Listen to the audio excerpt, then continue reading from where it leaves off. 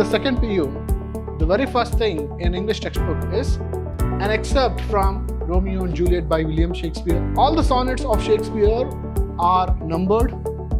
The first line of the sonnet is considered the heading of the sonnet. We are so proud of our beauty in our young age, but time, it destroys and makes it worthless when we age.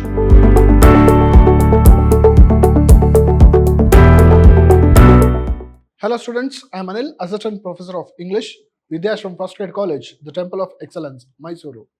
In this session, we are going to look at a sonnet by William Shakespeare for the students of B.Ba first semester. In this session, we are going to look at what sonnet is. We will understand what is a sonnet, and we will go through the second sonnet, sonnet number 2, When 40 Winters Shall Besiege Thy Brow by William Shakespeare. And we will look at the characteristics of sonnets, that is the rhyme scheme of the sonnet in this particular sonnet number 2. About the poet, playwright, you might have all known William Shakespeare. In the second PU, the very first thing in English textbook is an excerpt from Romeo and Juliet by William Shakespeare. You might have already known him. He is one of the famous writers of English literature. He has written 37 plays. Additionally, the researchers are finding 2 more of his scripts. He has written 154 sonnets dedicated to 2 people. Some of the sonnets have been dedicated to his friend, and some of them are dedicated to an unknown woman whom the scholars call Dark Lady. He was an English playwright, poet, and actor.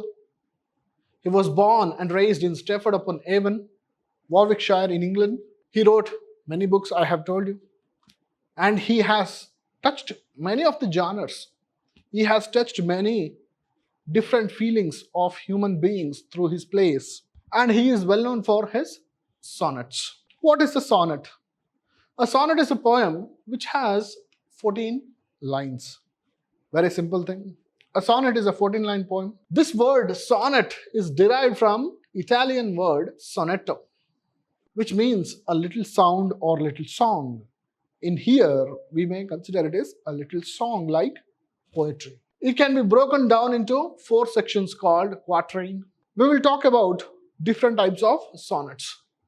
Majorly, for you people, we can concentrate on 2 types, that is Shakespearean and the second one is Petrarchan. In Shakespearean sonnets, you will find 4 sections, quatrains and couplets. So 14 lines you have 1, 2, 3, 4. This 4 lines is called quatrains.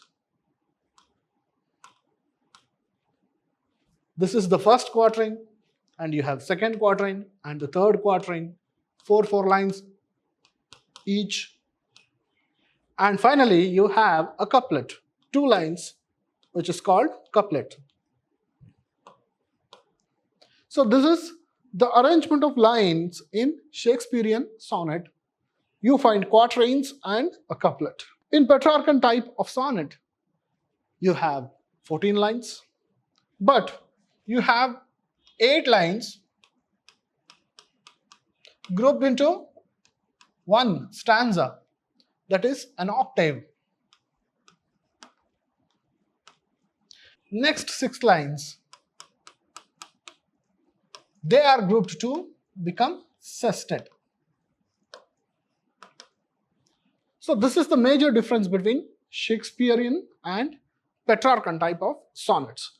The arrangement of lines, quatrains and a couplet, an octave and a sestet. Coming to the rhyming scheme, if any of the sonnet is presented to you or given to you, to classify them under these 2 heads, you have to go through certain things. First, go with the arrangement of the lines.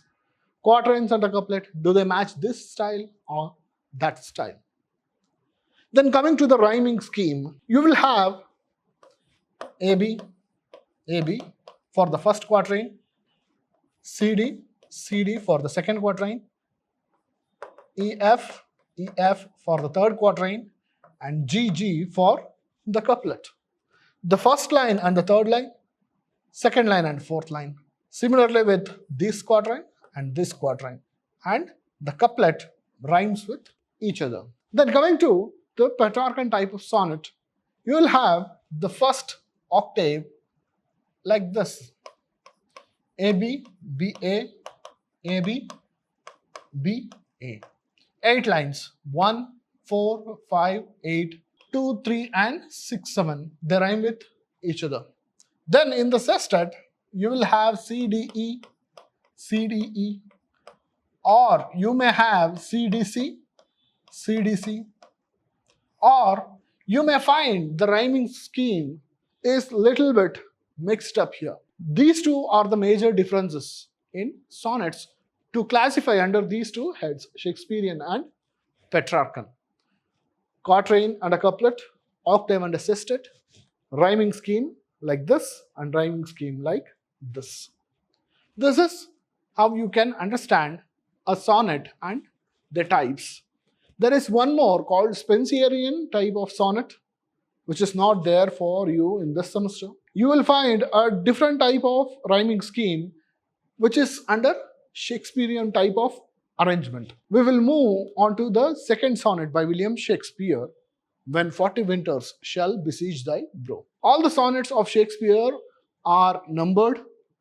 The first line of the sonnet is considered the heading of the sonnet. In this also, you have the first line, When 40 Winters Shall Besiege Thy Brow, as the head for the poem. When 40 winters shall besiege thy brow. When 40 winters shall besiege thy brow, and dig deep trenches in thy beauty's field, the youth's proud livery so gazed on now will be a tattered weed of small worth held. Then being asked where all thy beauty lies, where all the treasure of thy lusty days, to say within thine own deep sunken eyes, were an all-eating shame and thriftless praise. How much more praise deserved thy beauty's use, if thou couldst answer, this fair child of mine shall sum my count and make my old excuse, proving his beauty by succession thine. This were to be new made when thou art old, and see thy blood warm when thou feelst it cold.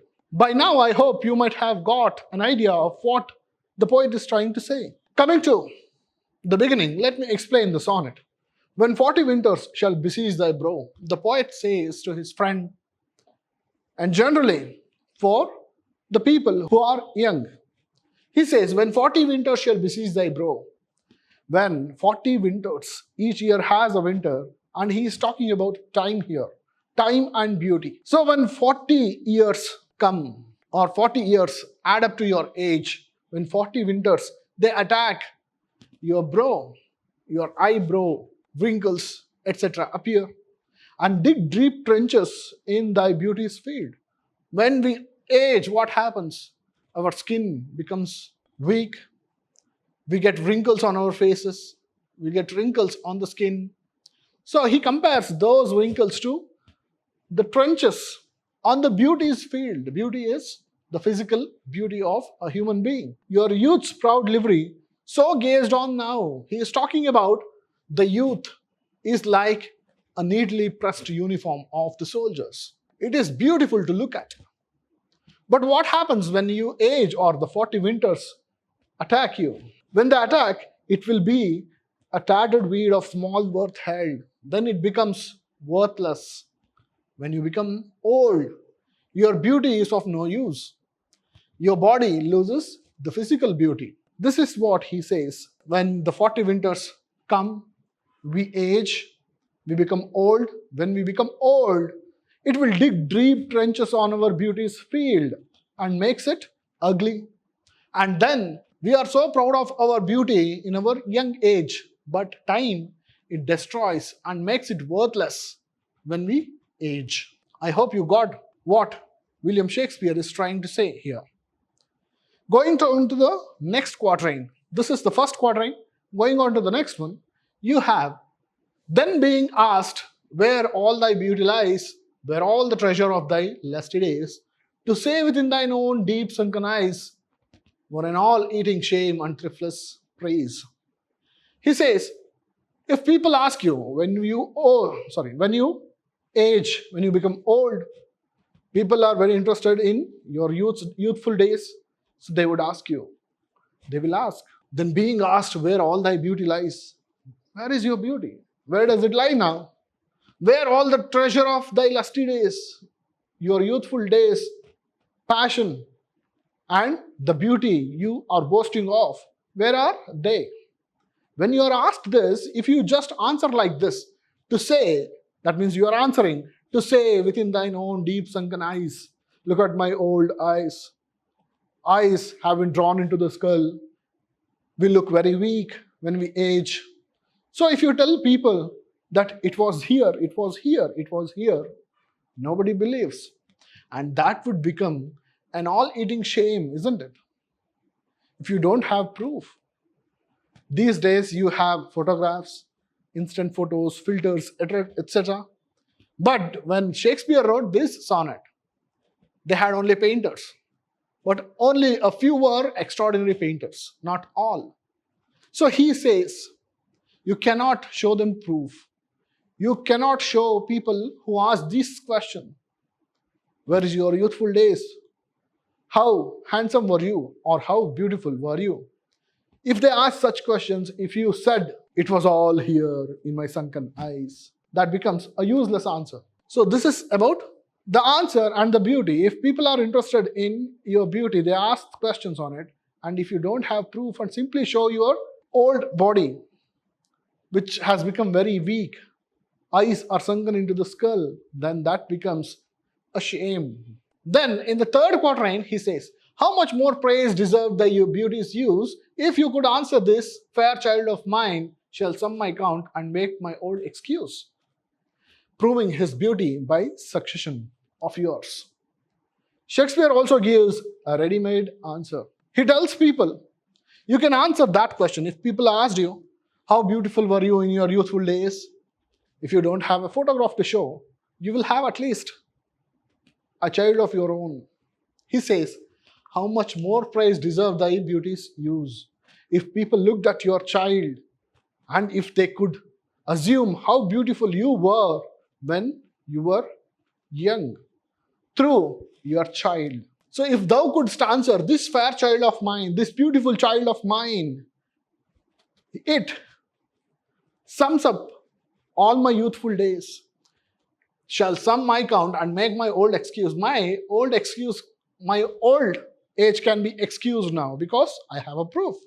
I have a child, and that is a witness.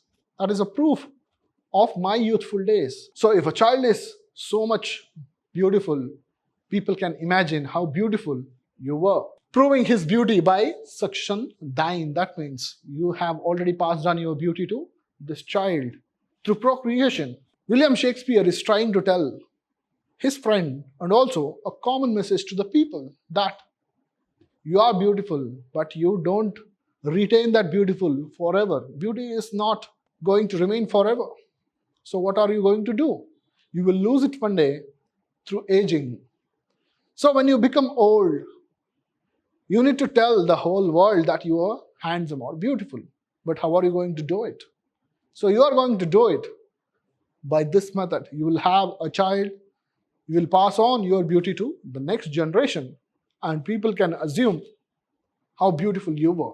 Finally, in the couplet, William Shakespeare says, this were to be new made when thou art old.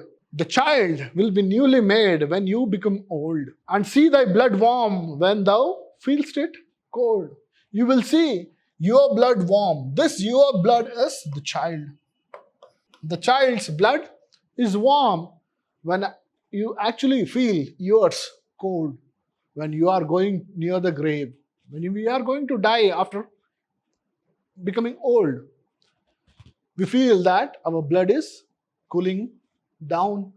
So you will witness your child with warm blood when you are actually feeling your own blood is becoming cold.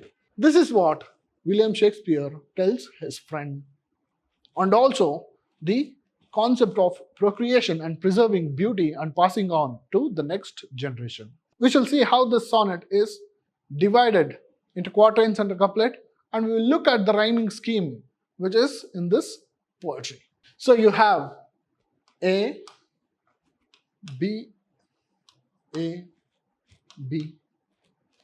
Bro and no, field and held, the first quatrain. Then C and D, C and D. Lies, eyes, days and praise. In the third quatrain, E, F, E, F. Use, excuse, mine and thine. In the couplet, G, G, old and cold. So this is the arrangement of lines and also the rhyming scheme which is in the Shakespearean type of sonnet. To sum up, William Shakespeare has written 154 sonnets. Some are dedicated to his friend and some are dedicated to a woman which we are not aware of. This sonnet number 2 is generally talking about aging and remaining beautiful. The poet talks about beauty and old age. When beauty is destroyed by age or time, which is like winter, when 40 winters shall pass, we will lose our youthful physical body. So it is like a wonderfully pressed uniform. But what happens when you age? It loses its worth. Then one fine day people would ask, they ask you, were you so beautiful? Or where is your beauty now? And if you could simply say that it was all here in the sunken eyes, it is like a useless praise. You are praising yourself, but which is of no use. People do not believe it. So Shakespeare gives us a ready-made answer. He tells, have a kid, procreate and preserve and pass on the beauty that you have in your youthful days. When you become old, that fair child of yours, that beautiful child of yours will preserve your beauty. And finally, he says, when you feel that your blood is already cooling it down, you can see your warm blood growing up. So this is the summary of the sonnet, When 40 Winters Shall Besiege Thy Brow by William Shakespeare. We shall meet in the next class with a different type, with a different poem or a different prose. Thank you.